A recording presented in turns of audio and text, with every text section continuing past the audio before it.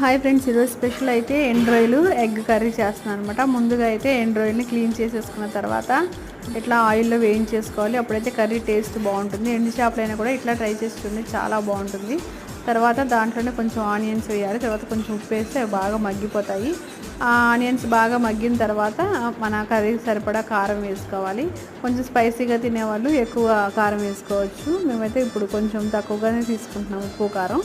So తర్వాత water పోసేసి అవి బాగా మగ్గుతున్న టైంలో మనం సమ్మర్లో ఆల్రెడీ ఎండబెట్టేసి ఉంచుకున్నాం కదండి మామిడికాయ తురుము. ఆ మామిడికాయ తురుముని అయితే వేసేస్తున్నాను అనమాట. అంటే మన కర్రీకి సరిపడగా చూసుకొని వేసుకోవాలి.